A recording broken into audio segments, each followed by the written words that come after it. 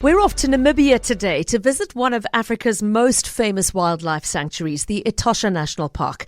First established in 1907, it spans more than 22,000 square kilometers of territory, and it is home to a huge array of wildlife, from the large mammals, the carnivores, etc., down to the smallest reptiles, to incredibly diverse bird life, and of course the famous desert-adapted elephants, for which they are so well known worldwide. Now, our guest joining us via Zoom, Willie Olivier, has recently published a new visitor's guide to the park. Willie is a seasoned traveller in southern Africa by foot and by road, and has previously authored a number of hiking and travel guides for this region. And this particular book is created in tandem with Ute van Ludwiger, who is the photographer and wildlife guide who has also played a role in its creation. Willie, thank you so much for joining us this afternoon. Wonderful to have you with us. Good afternoon, Pippa. It's wonderful for you inviting us on your talk. And also then to the listeners of CapeTalk, we hope that the little chat this afternoon will give people a little bit more of an idea of what Etosha is. It's very popular with Cape Townians, by the way. Really? But there's always something new to find out. So I'm interested to hear that, because it's an awfully long drive from Cape Town, of course, but it sounds like it's worth the drive from what I've heard from those who've been there. Willie, I have to start by saying I've never set foot in Namibia, so I haven't been to Etosha myself, but having gone through your visitor's guide, of course, I feel like I know it inside out this afternoon. So I'm looking forward to chatting to you about it. And to listeners, if you want to ask a question about visiting Etosha, this is a great opportunity to tap into Willie's knowledge. You can send a WhatsApp to 072 567 1567. And if you have already been and would like to chat to us about what you experienced there, perhaps some of your most remarkable sightings, something that you think is valuable to know before you go as a first-time visitor, we would welcome that advice as well. 072 567 1567 if you'd like to send a text or voice note. Willie, let's start with a bit of an overview of the park itself. Can you start by telling us precisely where it is? My understanding it's very far in northern Namibia, but where it is and what sort of terrain it covers. Okay, you are quite right. Just getting to Windhoek from Cape Town is quite a journey. It's about 1,500 kilometers. About a month ago, I traveled down to Cape Town. So yes, it is. It's a 2-day journey. And then from Windhoek, depending on which gate you entrance gate you are using, it's roughly, let's call it 450 kilometers. Okay. So you're looking at 2,000 kilometers one way. And then, once you've done that kind of distance, it's no good just spending 2 or 3 days in the park. I think what most people do these days is they make Namibia a holiday destination. So if Etosha is the main attraction, there's a lot to see and do all along the way, other places of interest. I'm not going to go into too much detail, but yes, we have the largest meteorite in the world, which you can see on the way to Etosha. We've got the Waterberg Plateau Park, which is very exceptional. And so there's a lot of things that you can do on the way. And I think what most people do these days, considering then that it's let us say 3 days traveling there, 1 day, 2 days to Windhoek, and then another day, we're talking about 3 days, and 3 days back at 6 days. I think what most people do these days is they do it in a 2-week holiday, spending most of the time in Etosha. But yeah, it's not one of these things that you can do in a hurry, especially given the price of fuel at the moment. Absolutely. You took the words out of my mouth. You need to get bang for your buck on every drop of diesel to get there and back. That's right, yes. Yeah.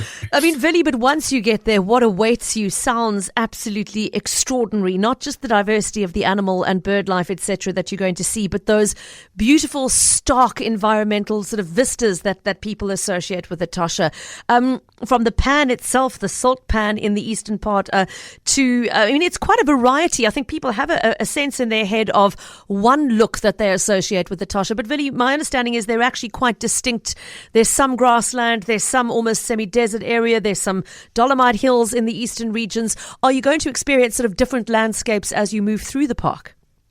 Yes, generally the park is pretty flat in terms of elevation, except in the west where you have the Dolomite Hills, Dolomietberge, which is totally different from the rest of the park. But yes, even though it's flat, it is quite diverse. Obviously, the pan itself is a major attraction, and it covers about 25% of the park's total surface of that 22,200 odd square kilometers. But yes, it is varied. Mopani in different forms, whether it's woodlands or shrublands, that constitute about 80% of the park's vegetation. But it is diverse. You've got these very important sweet grasslands on lime, which is where a lot of the herbivores get sustenance, especially during the dry season. Yeah. And then you've got, as you've mentioned, you've got the Dolomite Inselbergs, especially in the area of Alali. So yes, it is diverse. It's an ever-changing landscape, even though it's pretty flat. And a lot of the change comes with the changes in water supply. I mean, this is a very arid part of the world, generally speaking. The pan itself, if anybody has seen visuals of it in the dry season, will have that picture of the sort of crackled surface of absolutely dried out mud. Willie, talk to us a little bit about the role of water availability in the park and how that impacts what you see at different times of year. Yes, water availability, as you quite rightly mentioned, does play a role in the vegetation. It plays a role in the distribution of the animals, but primarily the most important springs are on the southern edge of the park. Those are springs that are fed from very far away, and during periods of drought, they do tend to dry up. Then away from the actual edge of the park, mainly the southern edge of the park, we have other springs. And then also a lot of boreholes have been sunk over the years to distribute the animals. But, that in itself, man, sometimes, or I shouldn't say man, we as humans, we intervene thinking that we're doing good. And then a lot of these boreholes subsequently had to be closed down simply because the animals didn't need to move away during the dry season because there was water. Yeah. So what happened is they just extended their grazing range around their waterholes. But it's very important. And a lot of these waterholes, because of consumption over the years, are no longer natural springs. They have been supplemented with boreholes as well. So it's a major challenge in terms of park management. But yes, you mentioned earlier the grasslands. I think that's what makes Etosha such a beautiful place for game viewing, because it's open and it's so easy to see game on the edge of the plain, as opposed to something like, and I'm not going to knock Kruger. Kruger has got a much bigger variety of diversity of mammals. But Etosha, even though it's a less diverse number of mammals, it's the ease with which it can be seen. Yeah. We'll talk about those mammals and some of the other creatures in just a moment. I just want to recap for anybody who's coming into this conversation midway that our guest on the line from Namibia via Zoom is Willie Olivier, who together with Ute van Ludwige has just created a visitor's guide to Etosha National Park, which has been published by Strike Travel and Heritage and is available in stores now. And it really is a wonderful introduction to the park, not only the history of the space and the development of the park itself, but then a really detailed look at the different sections of the park, the different accommodation options, the water holes you want to visit at different times of year, etc. So a real sort of holistic guide to everything you need to know as a first-time visitor. Now, Willie, before we get to the animals themselves, a couple of people are asking questions about accessing the park on a self-drive basis. Firstly, do you need a 4x4? What sort of a vehicle is needed? And is it possible to fly in and then rent a vehicle to drive into the park? Is another question that Ryan asks. If you're self-driving from Cape Town in your own car, is a 4x4 essential? Okay, good question that. Unfortunately, Etosha has come into for a lot of criticism last year about the condition of the roads. Partly because lack of maintenance, but also partly because of the increased volume of the actual number of people visiting the park, especially from lodges on the outside of the park. So you have a situation where the roads are graded, let us say this week, and it's fine. You can go with your little sedan car. That's on the main road. That's linking Namatone in the east and Okakuyu, which is kind of more or less in the center of the park. But then 3 weeks later, it's a different story, and it's pretty corrugated. A 4x4, definitely not necessary, but a vehicle with a high ground clearance, I would say at this point. The good thing is, and that's a positive move, is that they are busy tarring the road, the main arterial road that runs from Okakuyu through to Namatone and then further north. It's about 220 kilometers. They're in the process of tarring that, but it's going to take a couple of years. They've done the first 20 kilometers last year, and there's another 20 kilometers, so 40 kilometers. 40, that's about 20%, so it's a long way to go. Yeah. But definitely not a 4x4, but a vehicle with a high ground clearance, I would say, would be recommended at this stage. Okay. As for flying in, yes, there are. It is possible to have a charter flight into the lodges on the perimeter of Etosha, both in the east as well as on the south. And then these lodges inevitably also do guided game drives into the park, which is probably going to be, and the guides know where what is happening. Yes. So that will probably be cheaper than actually still hiring a car and doing your own thing. But yes, certainly east of Etosha and then south of Etosha, Anderson Gate, which has been renamed Ombika Gate, those lodges, they do have landing strips. Okay, so those are lodges on the fringes of the park. What about within the park itself? Vinny, my understanding is that one of the lovely things about Etosha is the variety of sort of pitch of accommodation, that you can have everything from a quite affordable camping experience to a luxury lodge experience. Do you want to chat a little bit about what is available inside the park? Yeah, okay. I will be quite honest and frank. Mm-hmm. The accommodation establishments in the park are run by a parastatal state-owned enterprise called Namibia Wildlife Resorts. And we know, I think even, I don't think you'll take umbrage if I say SOEs in South Africa aren't the best in terms of their functionality and operations. Mm-hmm. NWR, unfortunately, has a bit of a tainted reputation.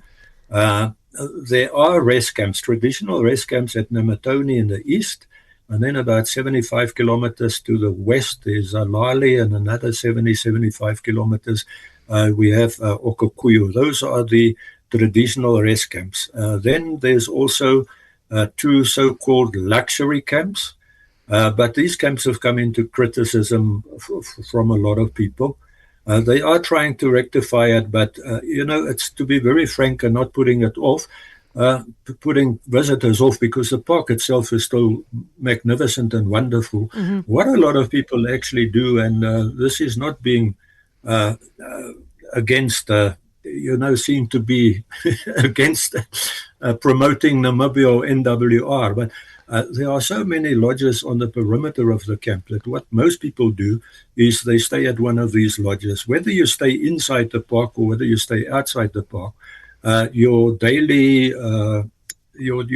permit fees, your conservation fee and your entry fee is the same irrespective. So most people do go for the option. And then they've also got a very small campsite called Olifant's Rus, which is rather remote. It only has about 10 campsites, and because of that, it's almost perennially fully booked months and months in advance.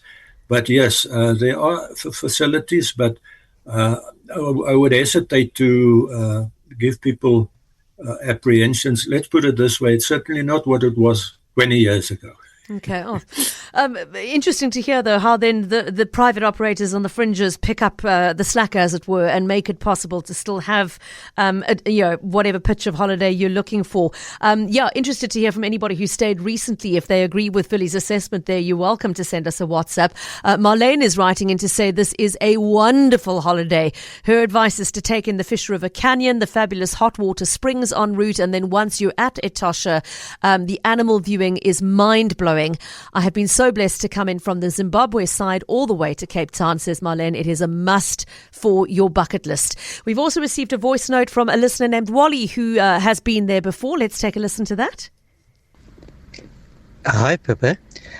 I love Etosha Pines and used to go there regularly, but both the roads are not in good condition, and I've just heard that your guest gave the reasons why, but I'm not sure that they always for those reasons. I think the lack of maintenance plays a big role, but the worst is the accommodation. Namparks, or I think it's Namparks, offer accommodation, and it has really been run down over the last couple of years. So I think those are the negatives, but I love Etosha. Wally, thank you. I mean, very much echoing what Willie's just said to us, but appreciate that feedback from somebody who has been multiple times before. Pierre says, we stay at Mkuti Lodge on the fringe of the park and have always enjoyed that. So if you're looking for a recommendation, there's one. Willie, I mean, that's sad to hear, and one hopes that, those in charge take note of the criticisms and recognize the need to fix up what is failing in order to maintain this as a real jewel in the crown of the Namibian tourist experience.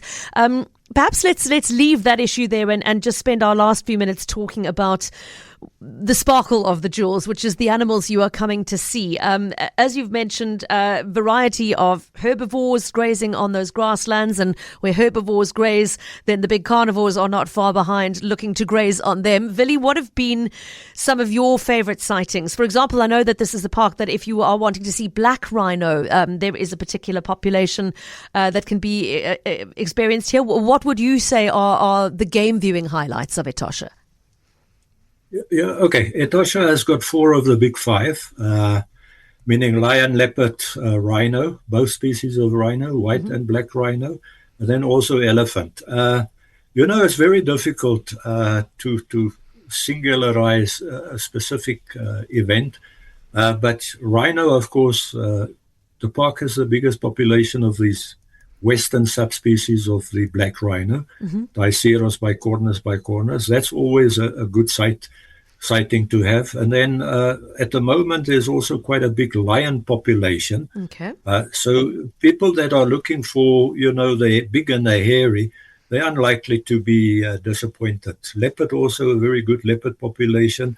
Elephant population, except if you go in the rainy season. Sometimes when people go in the rainy season, they're very disappointed that they don't see elephants. But as big as those things are, they actually move outside of the normal tourist areas. And either out of the park or they move into the Mupani woodlands, which is not accessible to tourists. Oh, right. But, then you've got things like, for example, the park also in the east, especially in Amatoni, the smallest antelope in Namibia, the Damara duktuk. Beautiful little, dainty little antelope. And normally so easy to see. You can pass right past them. And then you've also got black-faced impala, which was brought into the park. They were captured and translocated into the park from the northwest. Park has got and that's the best place where you can possibly see black-faced impala. But then there's a lot of other smaller things as well.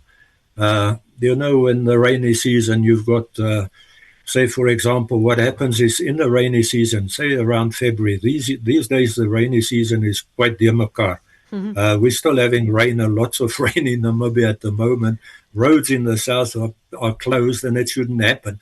But normally in February, what you have is a huge migration of the animals from the Okukuyu area to the northwest to an area called Grootvlakte. And that's where they, the antelope, that's where they have their foals and things like that. There's a large concentration there. And then you've inevitably got, sometimes the smaller little thing, a mongoose or what is Etosha is also very famous for is the African wildcat that lurches at the waterholes, and then they catch the pigeons or the doves or the Namakwa sandgrouse as they come in. The occasional badger that you can see, those are the things that sometimes more exciting than seeing elephants. After a few days, you've seen enough elephants. Let's look for something a little bit different and a bit more exciting. And so often it's when you stop to take the time to admire a mongoose or something like that, that something else large and very exciting tends to emerge from the background as well. So don't underestimate the joy of the small sightings. Willie, before we run out of time, a couple of people asking the same question as to whether this is a park where malaria is a concern. Do you need to take prophylaxis? Yes, it is in a malaria endemic area, so throughout the year, but it is advisable to take precaution. Most of the time, and it's most likely to occur during the summer rainy season. Winters, it gets pretty cold in Etosha, up to 0 degrees on the rare occasion, but it does get.